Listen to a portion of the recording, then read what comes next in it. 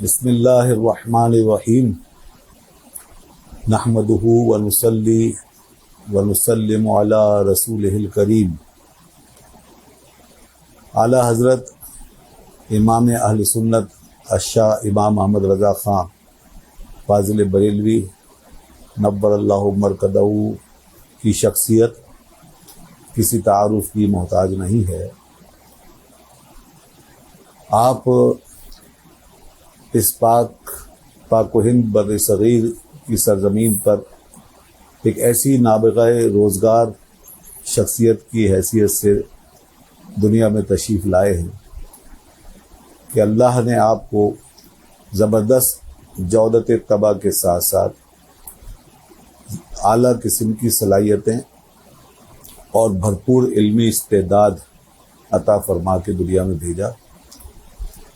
آپ نے اپنی علمی اور عملی صلاحیتوں کے ذریعے سے وہ خدمات انجام دی ہیں کہ آپ کے علم کے دریا بہتے چلے گئے، اور وہ نہ صرف اس سرزمین کو سیراب کرتے گئے بلکہ یہاں سے نکل کر پوری دنیا میں آپ کا فیضان عام ہوا اور آپ کی تعلیمات کی روشنی پھیلی۔ آپ کی بے شمار تعلیمات ہیں، آپ نے ہزارہا فتاوی تحریر فرمائے، بہت سی کتابیں اور رسائل آپ نے تصنیف فرمائے ہیں۔ اس میں یقیناً ایک ایک بات علم و حکمت کے موتی کی طرح ہے، جس کی روشنی قیامت تک چمک رکھے گی اور لوگوں کو اس سے فائدہ حاصل ہوتا رہے گا۔ انہی علم و حکمت پر مبنی آپ کی نوازشات میں سے ایک بہت اہم چیز یہ ہے کہ آپ نے 10 ایسے نکات اہل اسلام کو عطا فرمائے ہیں کہ جو اپنی افادیت اور اپنے فوائد کے لحاظ سے ہر دور میں مسلم رہے ہیں، اور اس وقت سے لے کر آج تک اور آج کے بعد بھی ہمیشہ جب بھی ان علمی، فکری اور اصلاحی نکات پر عمل ہوگا تو یقیناً یہ امت اور اہل اسلام اور اہل سنت و جماعت اس سے بڑے فوائد حاصل کریں گے، اور یہ ان کی نشت ثانیہ کے لیے نہایت مؤثر ہوگا۔ یہ 10 نکات ہیں، ان 10 پر تو گفتگو اس مختصر سے وقت میں نہیں ہو سکتی، البتہ آپ اس کا جو پہلا نقطہ ہے اسی سے اندازہ کر لیں کہ باقی 9 جو ہیں ان میں کیا کچھ ہوگا۔ تو ان 10 نکات میں جو پہلا نقطہ ہے جو آپ نے دیا ہے اصلاح معاشرہ کے لیے اور مسلمانوں کی تربیت کے لیے اور امت کی اور اہل سنت و جماعت کی نشت ثانیہ کے لیے، جو پہلا نقطہ آپ نے عنایت فرمایا ہے وہ یہ ہے کہ دینی مدارس قائم کیے جائیں، بڑے بڑے دینی مدارس قائم کیے جائیں اور اس میں تعلیمیں ہوں۔ یعنی مدارس کا قیام، اس کو آپ نے بیان فرمایا اور اس کی اہمیت کو اجاگر کیا، اور وہ بھی چھوٹے موٹے نہیں بلکہ بڑے بڑے مدارس کی بات کی کہ اس کی ضرورت ہے۔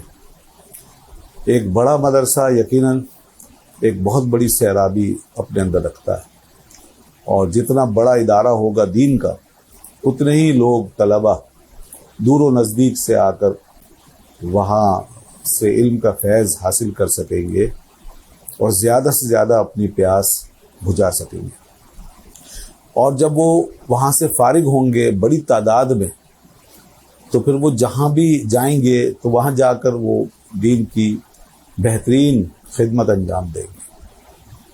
اور آپ نے یہ بھی ساتھ فرمایا کہ اس میں تعلیمیں ہوں، یعنی تعلیموں کا سلسلہ ایسا ہونا چاہیے کہ تعلیم جاری رہے اور کوئی شعبہ معطل نہ رہے، جو علوم ہیں ضروری وہ سارے کے سارے پڑھائے جائیں، اور اسی طرح آگے کے نکات دیکھنے سے اندازہ ہو جاتا ہے کہ کیسے اساتذہ جو ہیں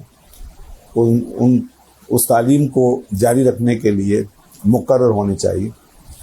اسی طریقے سے ان پہ اخراجات جو ہیں وہ اس طرح کیے جائیں کہ ان کی ضرورتیں پوری ہو سکیں. اور طلباء کے وظائف وغیرہ کے حوالے سے بھی آپ نے آگے ارشاد فرمایا ہے. تو بہرحال تعلیم کو بڑے جامع انداز میں آپ نے اس میں پیش کیا ہے کہ تعلیم بہت اہم چیز ہے اور تعلیم کی بنیاد مدرسہ ہے.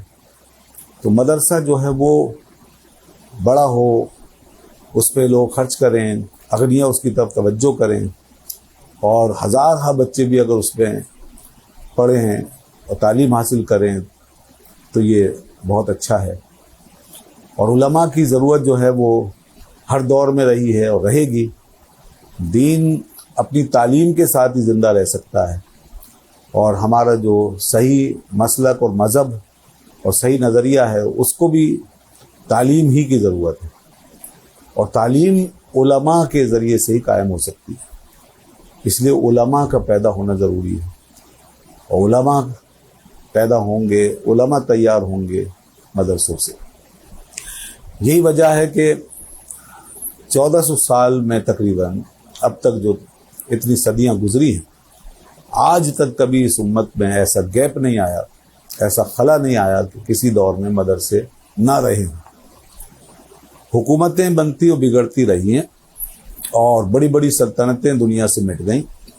بڑے بڑے سلاطین جو ہیں وہ غائب ہو گئے، اور پورے پورے خاندان صاف ہو گئے. ان کا آج نام و نشان بھی نہیں ہے، ان کا کوئی نام لیوا نہیں ہے.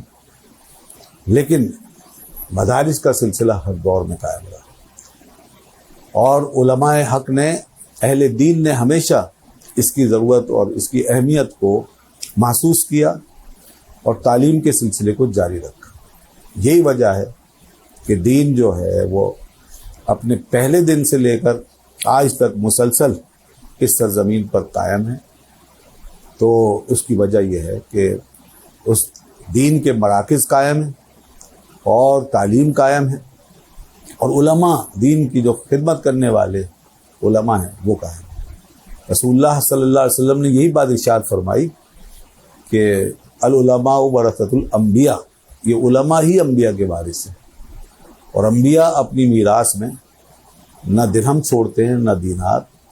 انما ورث العلم، انبیاء اپنی وراثت میں علم چھوڑ کر جاتے ہیں، اور یہی علم رسول اللہ صلی اللہ علیہ وسلم نے چھوڑا ہے. تو یہ علم جو ہے یہی دین ہے، اور اس کے وارث علماء ہیں، اور اس کی حفاظت کا ذریعہ مدرسہ ہے اور مدرسے کی تعلیم.